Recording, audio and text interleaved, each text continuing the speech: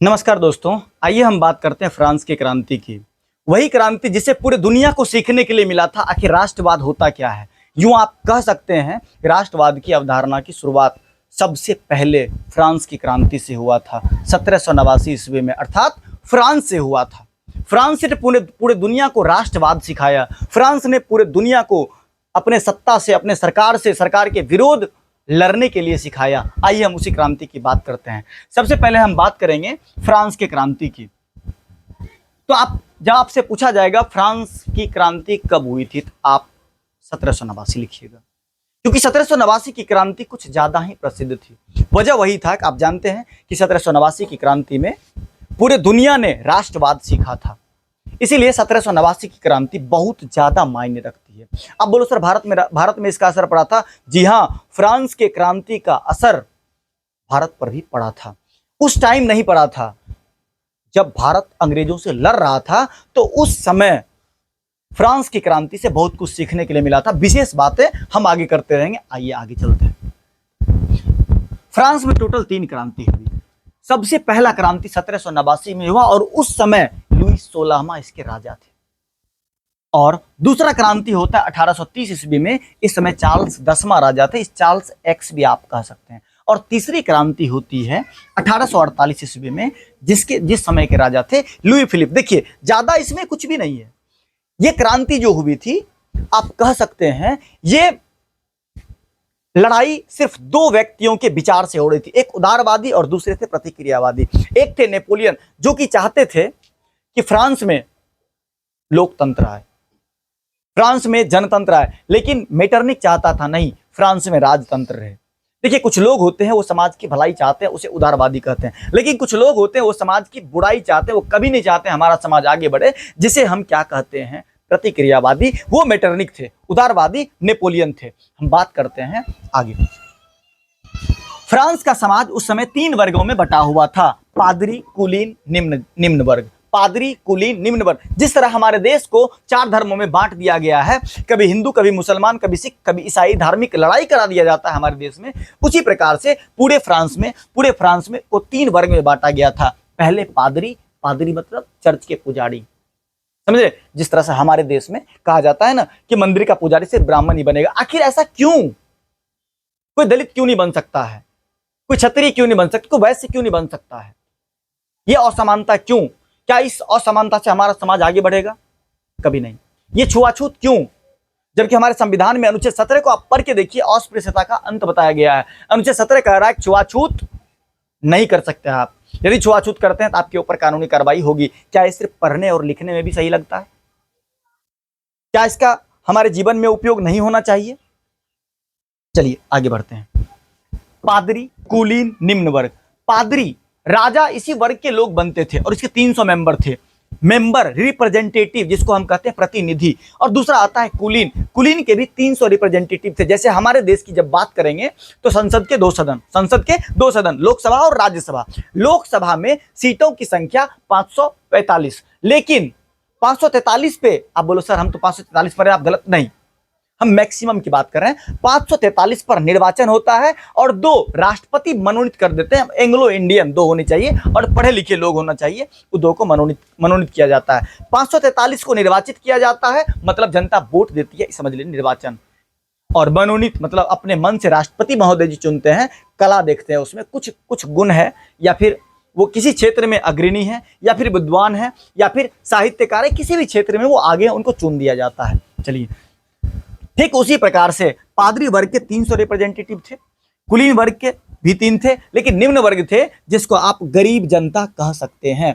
गरीब जनता, इसके 600 रिप्रेजेंटेटिव थे। इसके अनुसार से सरकार तो इसको बनना चाहिए, राजा तो इसको, अगर राजतंत्र था तो राजा इसको बनना चाहिए था, लेकिन नहीं, राजा जो बनेगा सिर्फ पादरी वर्ग के लोग बनेंगे, समझे? और उसके बाद कुलीन, उसके बाद निम्न वर्ग बोला जाता है। कोई दिक्कत आपको? समझ रहे हैं बात को? और पूरे फ्रांस में 2 प्रकार का टैक्स था, एक था टाइल टैक्स, एक था टाइल टैक्स, समझे? और ये दोनों टैक्स था। फ्रांस के लोगों को 2 टैक्स भरना पड़ता था। आपको सुन के आपका रूह कांप जाएगा, पैरों तले जमीन खिसक जाएगी। ऐसा स्थिति आया था, ऐसा बदतर स्थिति आया था पूरे फ्रांस में कि फ्रांस के लोग कूड़ा कचरा खाने पर मजबूर हो गए थे। ऐसी भूखमरी आई थी, किसकी वजह से? लुईस 16 की वजह से। जब देश का राजा गद्दार निकल जाए, जब देश का राजा बेईमान निकल जाए, तो फिर जनता की तबाही, देश की तबाही निश्चित है। आइए आगे देखते हैं। आपको एक बार की घटना बताते हैं। फ्रांस की जनता टैक्स से, गरीबी से, भुखमरी से पूरा तरह से त्राहिमाम थी, पूरा तरह से आतंक हो चुकी थी। खाने को नहीं मिल रहा था उन लोगों को, छोटे छोटे बच्चे भूखे बिलख रहे थे। और उसी समय लुईस 16 की पत्नी मतलब महारानी, वो रथ से जा रही थी। सारे लोग उसको देखकर आस लगाए बैठे, महारानी आ रही, कुछ तो दे देगी। तो सारे लोग जाते हैं, रोटी रोटी रोटी रोटी का नारा लगाते हैं। तो वो जो महारानी थी, वो अपने मंत्री से पूछी, लोग क्या बोल रहा है? तो उसका मंत्री बोलता है कि मैन साहब ये तो बोल रहा है रोटी रोटी। तो वो बोलती है, इसका अगर रोटी खाने का मन नहीं तो इसको बोलो आज ब्रेड खा लेगी। सोचिए किस लेवल का मानसिकता था। और उसके बाद एक भयानक क्रांति आता है, जिसको रोकना मुश्किल हो जाता है। आइए ज्यादा वीडियो को लंबा नहीं करेंगे, आगे बढ़ते हैं। ये दो प्रकार का टैक्स, एक पादरी को देना पड़ता था और दूसरा राजा को भरना पड़ता था। राजा नहीं भरते थे और पादरी नहीं भरता था, पादरी के पास जमा करना पड़ता था।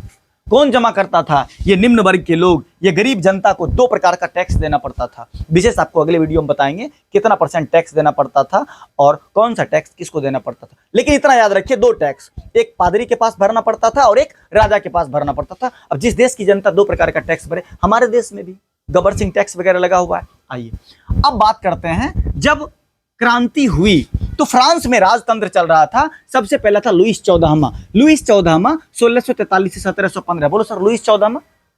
लुईस 16 के दादाजी। उसके 1643 1715 तक महापागल टाइप का आदमी था। ये बोलता था कि मेरे मरने के बाद परले आ जाएगा, हम ही है तो धरती टिका हुआ है। सोचिए किस लेवल का पागल था। इसके बारे में क्या ही बात करें। उसके बाद 1775 में टपक गया होगा। 1715 से 1774 तक इसका बेटा आता लुईस 15वां। ये और पागल था, बाप सिर बेटा सवा सिर। या ये सूट नहीं करेगा, बाप पागल, बेटा महापागल निकल गया। इसका बेटा लुईस 15वां बोल रहा है हम ही राज है, हम ही सरकार हैं, तुम लोग कुछ भी नहीं हो। हाई लेवल का पागलपन थी। अब आता है लुईस 16वां। ये तो औरों गधा था। लुईस 16वां जब गद्दी पे बैठा, लुईस 15वां के बाद 1774 ईस्वी में 1789 तक रहा था, ऐसे आगे 1793 तक रहा था। आगे बढ़ते हैं। तो ई पगला को अपना कर्जा नहीं दिखा, फ्रांस कर्ज में डूबा हुआ था। ई गधा क्या किया? अमेरिका गुलाम था। अमेरिका को गुलाम किसने बनाया था? अंग्रेजों ने। अमेरिका का साथ दिया लड़ाई में, अमेरिका की तरफ से लड़ गया। आप जानते हैं युद्ध छोटा हो या युद्ध बड़ा हो, फायदा किसी में नहीं, नुकसान दोनों में है। युद्ध जो पढ़ा है, युद्ध जो लड़ा है और युद्ध जो देखा है, वो कभी युद्ध नहीं चाहता है, क्योंकि युद्ध से किसी मसला का हल नहीं होता है। युद्ध खुद में बहुत बड़ा मसला है। तो ये क्या किया? अमेरिका का साथ दे दिया और 10 गुना कर्ज में डूब गया। अमेरिका वाह वाह, अमेरिका जीत गया, बोला थैंक यू वेरी मच, और ये कर्ज में डूब गया। अमेरिका को बोलता है भाई हम कर्जा में डूबे हुए। अमेरिका बोला ब्रेकअप, नहीं पहचानते हैं। समझे बात को? धोखा दे दिया अमेरिका इसको। धोखा क्या देगा यार, दुनिया मतलबी है। उसका काम निकला, उस साइड हो गया। तुमको गधे समझना चाहिए था ना, अपना काम देखना है। इसलिए कहते हैं आप भी अपना काम देखो, पढ़ाई पे ध्यान दो, इधर उधर ध्यान नहीं दो। इस दुनिया में कोई आपका नहीं, कोई नहीं। समझे? ये रणभूमि आपका है, युद्ध आपको लड़ना पड़ेगा। समझे? किसी के भरोसे नहीं। तो इस गधे ने दूसरा गलती कर दी। एक तो गलती कर दिया ये लड़के, कर्ज बढ़ गया, और दूसरा गलती क्या किया? कर्ज को दूर करने के लिए टैक्स को बढ़ा दिया। अब जनता और पगला गई, और लास्ट में जनता इतना परेशान होती है, इसके खिलाफ विरोध करती है, और लुईस 16वां को जड़ से उखाड़ के फेंक दिया जाता है। विशेष बात करेंगे अगले कहानी में। आप सभी को धन्यवाद। आप हमारे वीडियो में ऐसे ही बनते रहें, ढेर सारा प्यार दिखाते रहिए और हमारे वीडियो को शेयर करते रहिए। धन्यवाद।